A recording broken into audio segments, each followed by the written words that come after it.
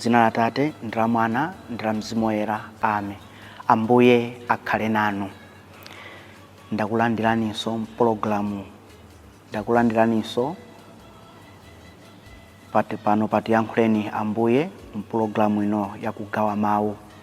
Ndipo lero ndi pachitatu pa 5 February mchaka chino cha 2025 mkatikati mwa mulungu wachinayi potsata nyengo ya pachaka. Mawu oyamba akuchokera mu kalata yolembera Ahebri mutu 12 ndime ya 4 mpaka 7 kupitiriza ndi ndime ya 11 mpaka 15. Amene akutiwerengera mawu oyamba ndi Lainita Kandodo wachinyamata kuchokera ku Our Lady of Africa Maula Cathedral mu Archdiocese ya Lilongwe. Mawu amthenga wabwino akuchokera mu mthenga wabwino wa Mariko Woyera mutu 6 ndime ya 1 mpaka 6. Amene akutiwerengera mawu amthenga wabwino komanso kutigawira mawu ndi Reverend Father Geoffrey Chikapa kuchokera mu Archdiocese ya Lilongwe.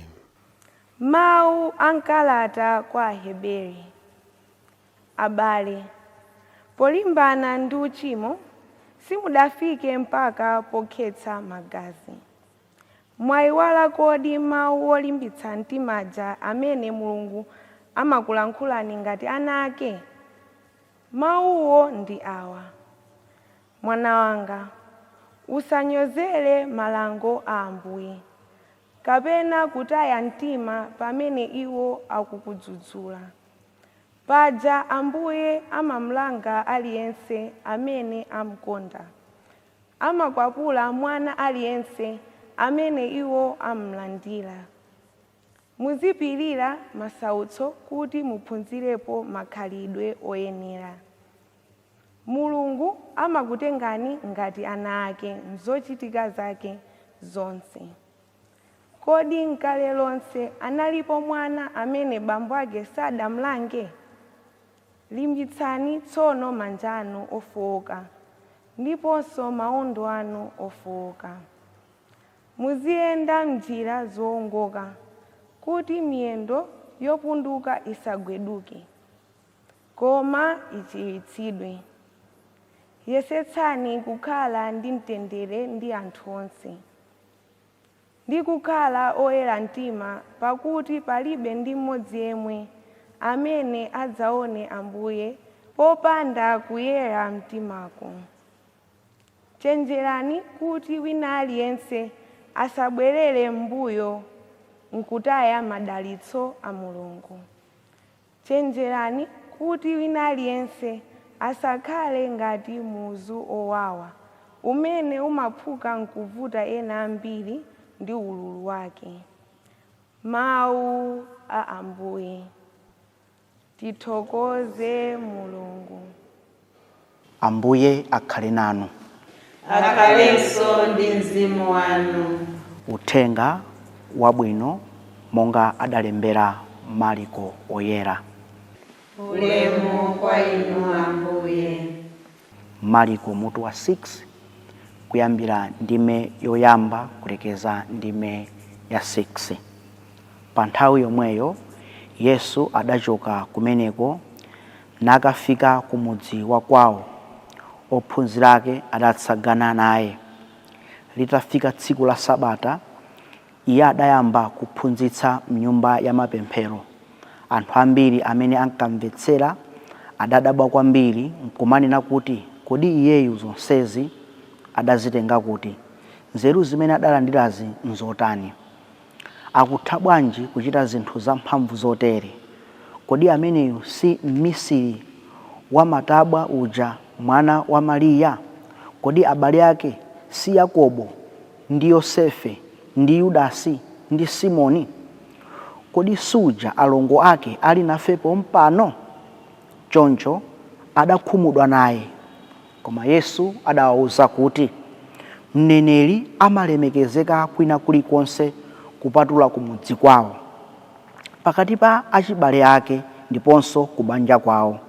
Motero sadathe kuchita zinthu zamphamvu kumeneko, adangosanjika manja pa odwala owerengeka nkuwachiritsa, ndipo adadabwa poona kuti anthu akumeneko sadamukhulupirire. Pambuyo pake Yesu adapita ku midzi yozungulira namakaphunzitsa anthu. Uthenga wa Ambuye.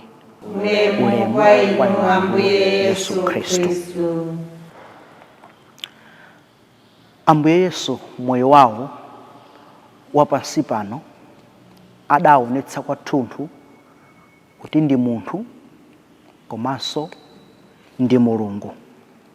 Moyo wawo wa tsiku ndi tsiku zimenezi zimaoneka ndithu, ndipo anthu amene amakhala naye pafupi amazindikira, amaona umunthu umene unali mwa iye. Komanso kuona mu ntchito zake amaona mphamvu za Mulungu, amaona umulungu wathunthu mwa Ambuye Yesu. Choncho Ambuye Yesu moyo wake wapansi pano zimenezi zimaonekera kwathunthu ndipo mosabisika konse. Anali munthu wachikhalire, pa nthawi yomweyo analinso ndi umulungu wachikhalire. Muthenga wathu umene tamva posachedwa pawo ukuonetsa mbali imodzi ya Ambuye Yesu pa moyo wake wapansi pano. Ukuonetsa umunthu wa Ambuye Yesu, monga tanena kuti Ambuye Yesu anali munthu ndithu, chifukwa anali kukhala ni nthawi yopita ku mudzi kwawo kukacheza ndi makolo ake, kukacheza ndi abale ake. Komanso anali ndi makolo ake, amayi Mariya komanso Yosefe, anali makolo awo apansi pano. Komanso Ambuye Yesu anali ndi abale ake, Judi, Simoni, awa anali ena mwa abale ake. Analinso ndi anzake Ambuye Yesu. Timamva nthawi ina ndithu anapita ku ukwati wa ku Kana, anatengana iye ndi ophunzira ake ndi amayi ake kupita kumeneko. Anakhala nawo pa ukwati, funa unali ukwati umene iwo amaudziwa ukwati wa anzawo. Choncho Ambuye Yesu amaonetsa ndithu kuti ndi munthu wathunthu ndithu, monga mmene taonera mu uthenga wathu wabwino, kuti Ambuye Yesu akuzindikira kuti ali ndi kwawo, ndipo akunyamuka atagwiragwira ntchito ku Kaperenawo, atagwiragwira ntchito madera osiyanasiyana amene amapita ndi ophunzira ake aja. Yafika nthawi tsopano kuti zabwino zimene amagawana ndi anthu ena kwina, zabwino zomwezo akagawane ndi abale ake ndi makolo ake. Nchifukwa akutiuza kuti anakafika ku mudzi kwawo kumene iyeyo adabadwira komanso kuleredwa kumeneko. Zimene zikutionetsa kuti tikhoza kumakhala mtaunimo, tikhoza kumakhala ma trading center, madera osiyanasiyana, komabe ngati wanthu tili ndi kwathu. Ndipo tiyenanso kumakhala nayo nthawi kumapita ku mudzi kwathu kuja kukaona makolo athu, kukaona abale athu, kukaona anzathu. Choncho lero Ambuye Yesu akutikumbutsa kuti ngati anthu pansi pano tili mkwathu, ngati anthu pansi pano tili ndi makolo athu, tili ndi abale athu, ndipo kuti zabwino zimene ife timagawira ena tizikumbukiranso kuti zabwino zomwezo tiyeneranso kugawira makolo athu, abale athu. Nchifukwa chake pa Chingerezi pali mawu oti child begins at home. Timatha kuachitira zabwino anthu osiyanasiyana, koma mwina zabwino zija timalephera kuchitira abale athu, timalephera kuchitira makolo athu. Ndiye lero kudzera mwa Ambuye Yesuwa kuti akupita kumene wadabadwira, kumene wadaleredwera, akutikumbutsa ife amene tili mtawuni muno, akutikumbutsa ife amene sitili kwathu.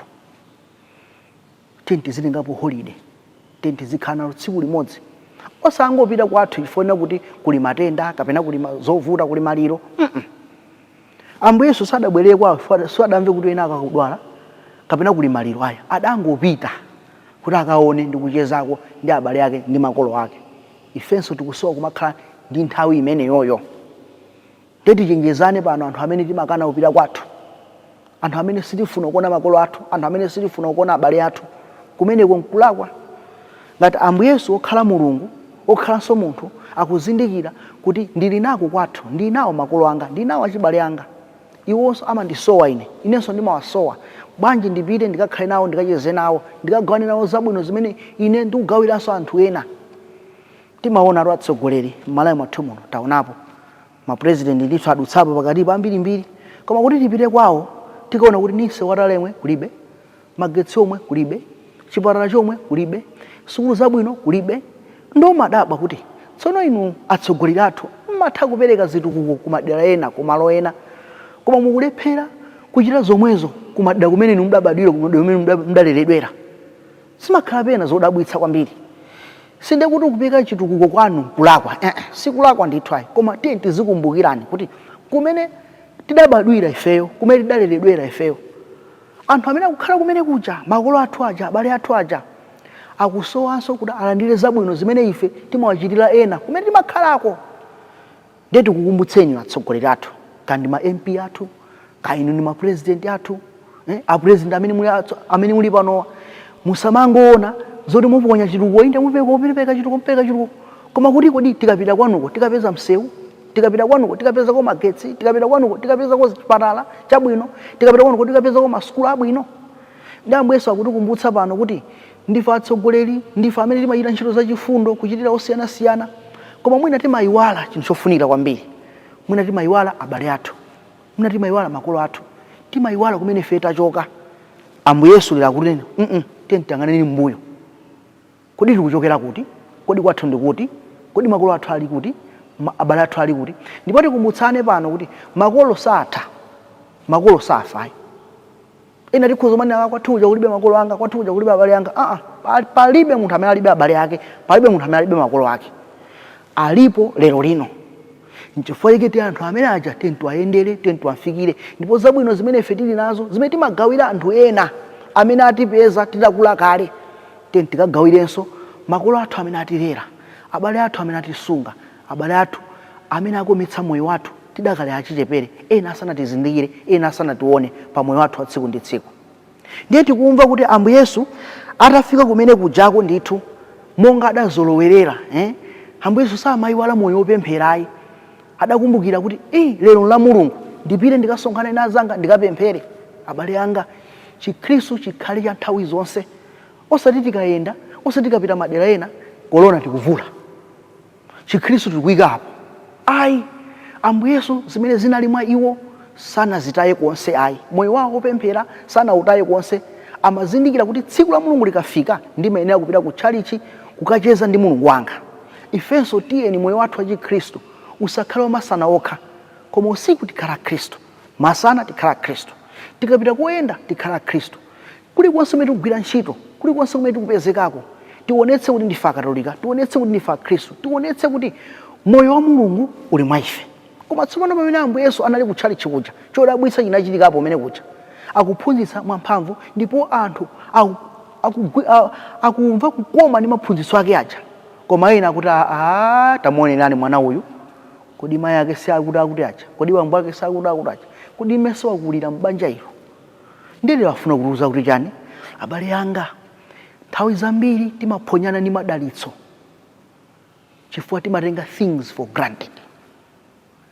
Nthawi zambiri timaphonyana ndi madalitso chifukwa anthu amene Mulungu amene akuagwiritsa ntchito kuti ife atidalitse amaoneka onyozeka m'maso mwathu muno.